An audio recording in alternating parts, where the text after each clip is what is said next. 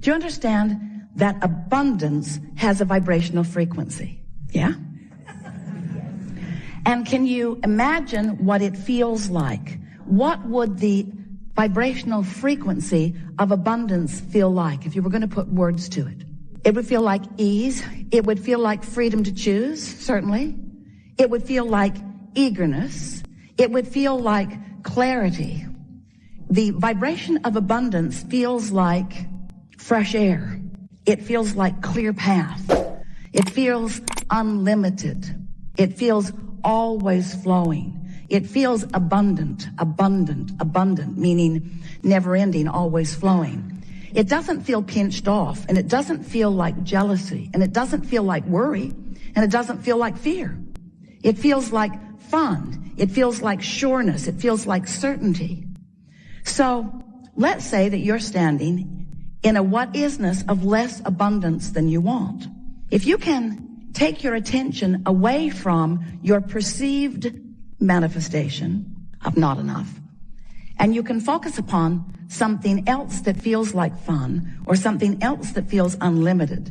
In other words, you can use subjects other than the subject of money, which may feel like not enough every time you think about it.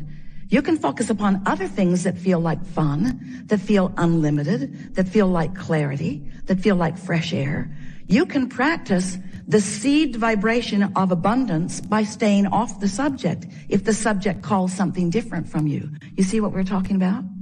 A while back we said, if you're working on abundance, if abundance is something that is important to you, then take money out of the equation, because there is so much abundance that is abundantly around you that you can tune yourself to the frequency of that. What's something else you want? Usually it falls into a handful of categories. You want money, you want a lover, you want someplace really great to live, you want a body that feels good. So let's say that your intent is for a lover who isn't there. A lover, what does a lover feel like? What does it feel like? What does being in love, what does a lover feel like? What's it feel like?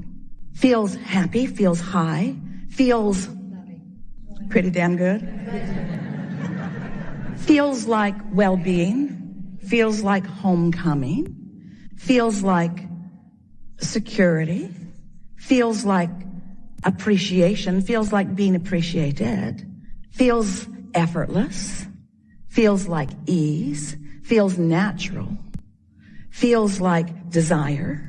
In other words, if you can get to the general vibrational reason behind what you want, which is why do I want it? The question, why do I want this thing, will bring to you. Then we know you can begin practicing the vibration of the manifestation that is coming. Now here's the thing that we know that often you don't know, that we so want you to know, and that is that everything you've asked for is coming. And the only question is, how long are you going to keep yourself from it? That's the only question. We're just feeling you out a little bit, because do you know how much money is in your vortex? Do you know what a vortex even is? The vortex is the vibrational holding place of all of the desires that you've launched. So, do you sense that we sense? Do you understand that there is abundance immeasurable, abundance not recognizable by most of you, abundance not yet experienced, let's just put it that way, by most of you, abundance for you, vibrationally queued up, and that all you've got to do, the only thing you've got to do is to practice the vibration of it, and it makes its way to you in so many different life-giving, fun ways. But you've got to practice the vibration of it. And that's what trips humans up. We love you very much. You know what's coming next. But you don't, for the most part, practice the vibration of what's in your vortex. You practice the vibration of what's already manifested.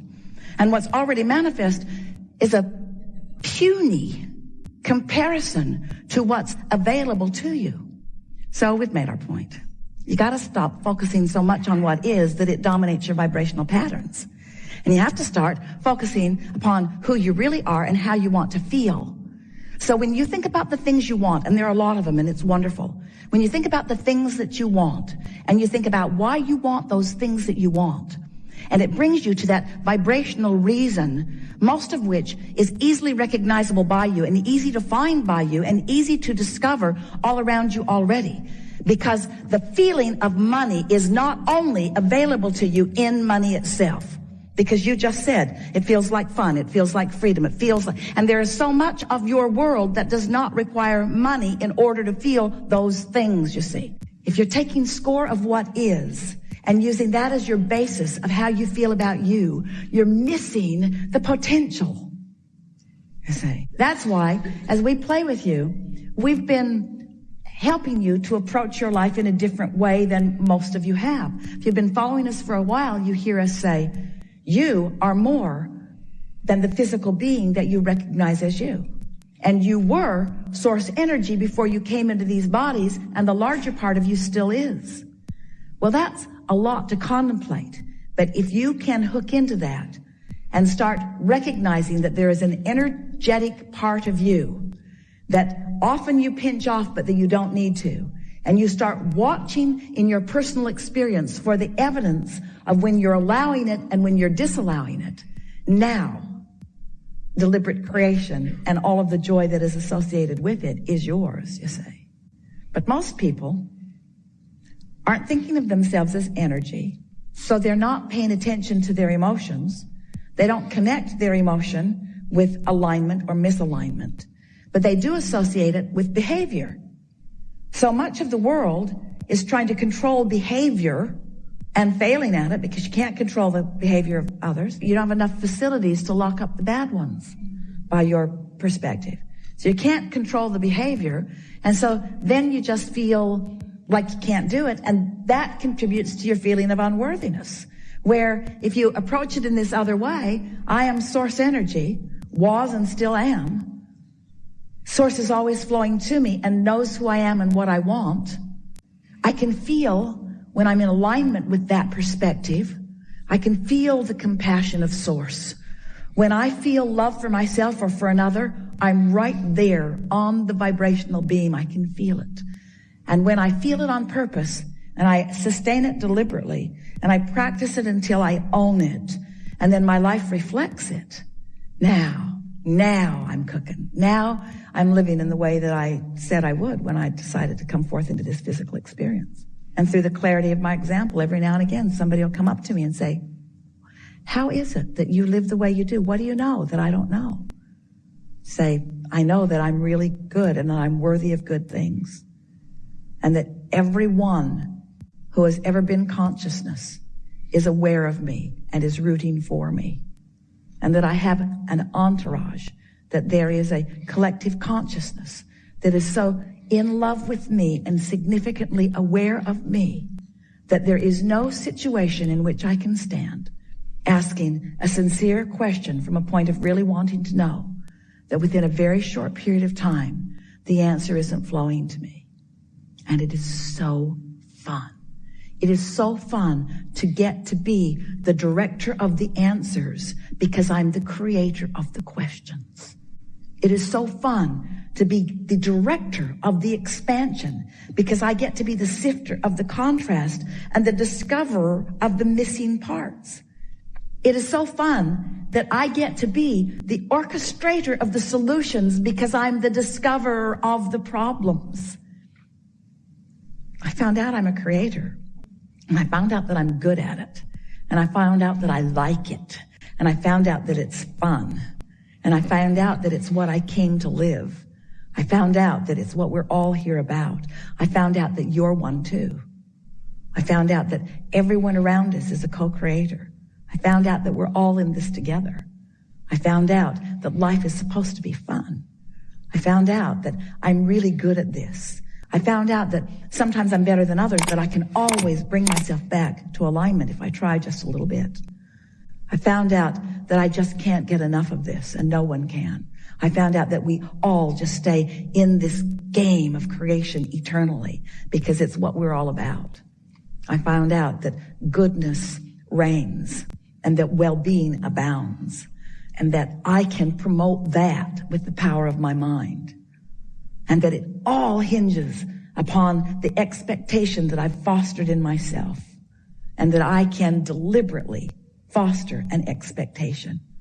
I can expect my government to function with clarity and wisdom and efficiency and love. I can expect that even if they don't show me evidence of it. I can still expect it. I can expect the world to be kinder, even when it doesn't look like it is over here and over here. I can expect it because I have the power of focus. But more than that, I have non-physical energies encouraging me toward those thoughts and reveling with me when I find one and sending thrill bumps through me when I'm on it. And I can feel my separation, my self-imposed separation when I'm off of it. I just think we're all living the perfect plan, you can tell them. We're born into this magnificent environment with such stability, where abundance and well-being abounds, and we get to jump right in and find our place and start immediately. And every day, and every moment of every day is a new start for me. Playing with you in this way is not just good for you, it's good for all of us. Playing with you in this way, taking thought beyond in this physical environment, that which it has ever been before, is the promise that we all made to one another.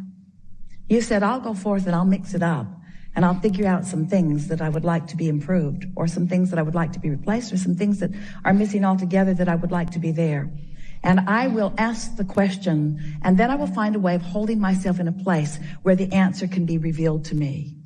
And when we all get together in physical form, we'll call that deliberate creation, where I'll mix it up and I'll ask. And those like you who don't know the specific answer because it's new creation that has never happened before, are you following this? You see, when your life causes you to ask for something, it's new creation. It's new unto all of the universe. So it's not just something that we say, oh yeah, we've been there and we've done that, so now we'll figure out a way to give that to them. It's that when you are living your life, it's all new creation that you are launching. And we are holding the vibration, hear this, because it answers the first question, and it answers the third question, and it answers the second question. It answers everything that we've been talking about here today all day long. It isn't that when your life experience causes you to ask for something, it isn't that source has already lived it and now is directing it to you like you do your children as you want them to understand history or as you're trying to teach them mathematics. It's not about that at all. It's that we understand, and this is what we were talking to you about. It is the answer that we kept giving back to you again and again. We understand the laws of the universe. We understand the consistency of the law of attraction. We understand the sureness that anything that you want, can be revealed to you in full manifestation form. We are so sure of that because we see it over and over and over again, that we don't have to know the details of the manifestation in order to hold the tone of our certainty, of our expectation of your positive results. Are you following? We don't need to know where your new employee is living. We just know that the laws of the universe are such that if you can have a desire and have it active within you, that the answer to that desire must come to you. It is law. And none of you can be denied ever anything that you want. And it's that you over and over again proving that to yourself that is the leading edge that we are all about, you see.